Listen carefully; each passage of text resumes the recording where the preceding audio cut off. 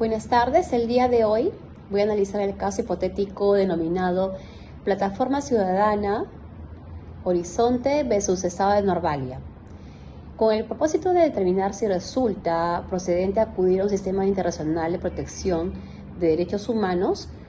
Vamos a ver los requisitos de admisibilidad, qué instrumentos jurídicos resultan aplicables y cuáles son los derechos posiblemente vulnerados y la importancia de los sistemas internacionales de protección. En primer lugar, se plantea expresamente que el caso debe presentarse ante el Sistema Europeo de Derechos Humanos. El órgano competente será el Tribunal Europeo de los Derechos Humanos con sede en Estrasburgo. En consecuencia, el procedimiento se desarrolla conforme al Convenio Europeo de Derechos Humanos.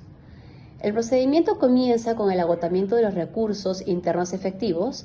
Posteriormente, la persona afectada presenta una demanda ante el Tribunal Europeo dentro del plazo establecido por el convenio. El tribunal analizará primero la admisibilidad de la demanda y, si esto supera dicha etapa, procede el examen del fondo del asunto para determinar si el Estado incumplió las obligaciones asumidas en el convenio europeo. Respecto a la admisibilidad, uno de los requisitos fundamentales consiste en haber agotado los recursos internos efectivos en el caso analizado. Laura interpuso una acción de amparo, apeló a la decisión e intentó acceder al TC y promovió distintos mecanismos para cuestionar las restricciones impuestas por el Estado.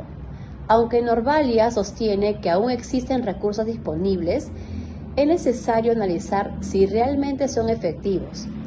La vía contenciosa administrativa tarda más de 5 años. Carece de efectos suspensivos y además impide conocer los informes de inteligencia utilizados para justificar las restricciones. De igual manera, los recursos administrativos para cuestionar el bloqueo de contenidos digitales establecen un plazo de apenas 48 horas, sin un sistema adecuado de notificación. Estas circunstancias permiten sostener que los recursos internos disponibles no ofrecen una protección real y efectiva.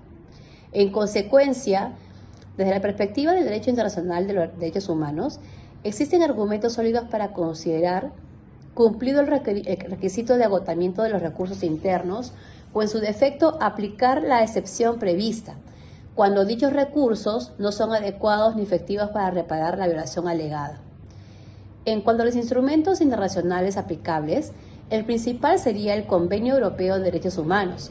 Destacan especialmente el artículo 10, que protege la libertad de expresión, el artículo 5, relativo al derecho a la libertad y seguridad personal, el artículo 6, sobre el derecho a un proceso equitativo y el artículo 13, que garantiza el derecho a un recurso efectivo.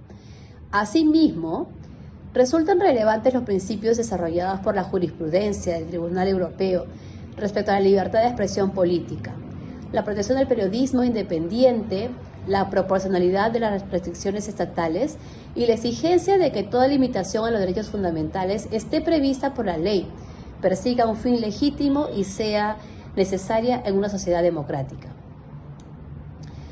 Al analizar los derechos comprometidos, el primero es la libertad de expresión. La Plataforma Ciudadana Horizonte difundía opiniones críticas hacia el gobierno y convocaba manifestaciones pacíficas a través de las redes sociales. El bloqueo de sus cuentas, la prohibición general de convocar protestas durante 6 meses y las restricciones impuestas a Laura Beira constituyen limitaciones particularmente intensas sobre el debate público. En una sociedad democrática, la libertad de expresión protege especialmente el discurso político y las críticas dirigidas contra las autoridades. Cualquier restricción debe estar prevista por una norma clara, responder a un fin legítimo y superar un examen estricto de necesidad y proporcionalidad. También puede haberse afectado el derecho a la libertad personal debido a la detención de Laura durante 8 días. Corresponde analizar si dicha privación de libertad estuvo debidamente motivada, si fue estrictamente necesaria y si respetó las garantías procesales exigidas por el Convenio Europeo. Igualmente, resulta comprometido el derecho al debido proceso y a un recurso efectivo. Las autoridades fundamentaron sus decisiones en informes de inteligencia clasificados que nunca fueron puestos en conocimiento de las personas afectadas, impidiéndoles ejercer así plenamente su derecho de defensa. Además, los órganos jurisdiccionales evitaron pronunciarse sobre el fondo del conflicto, limitándose a invocar razones generales relacionadas con el orden público. Otro aspecto preocupante es el tipo penal de incitación indirecta al desorden público. Su redacción amplia y ambigua dificulta que las personas puedan prever qué conductas son sancionables, lo cual genera incertidumbre jurídica y puede producir un efecto inhibidor sobre el ejercicio legítimo de libertad de expresión. Es importante señalar que los estados tienen la obligación de proteger el orden público y garantizar la seguridad ciudadana. Sin embargo, esa obligación debe ejercerse respetando los principios de legalidad, necesidad y proporcionalidad. El derecho internacional no prohíbe que un Estado adopte medidas para prevenir la violencia, pero exige que dichas medidas no restrinjan injustificadamente el ejercicio de derechos fundamentales ni equiparen automáticamente la protesta pacífica con conductas delictivas. Finalmente, este caso demuestra la enorme importancia de los sistemas internacionales de protección de derechos humanos. Estos mecanismos no sustituyen a los tribunales nacionales, sino que actúan de manera subsidiaria cuando el Estado no ofrece recursos efectivos para proteger los derechos reconocidos internacionalmente. Además, fortalecen el Estado de Derecho, promueven el control judicial sobre el ejercicio del poder público y contribuyen a que las restricciones impuestas en nombre del orden público respeten siempre los estándares internacionales de protección de los derechos humanos.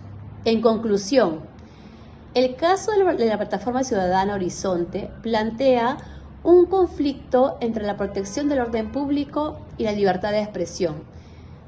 Desde la perspectiva del sistema europeo de derechos humanos, existen fundamentos suficientes para sostener la posible admisibilidad del caso y para cuestionar la compatibilidad de varias de las medidas estatales con los estándares internacionales sobre la libertad de expresión, el debido proceso y el recurso efectivo. El análisis demuestra que la seguridad y la protección de los derechos fundamentales no son objetivos incompatibles, sino principios que deben armonizarse dentro del marco del Estado y de una sociedad democrática. Gracias.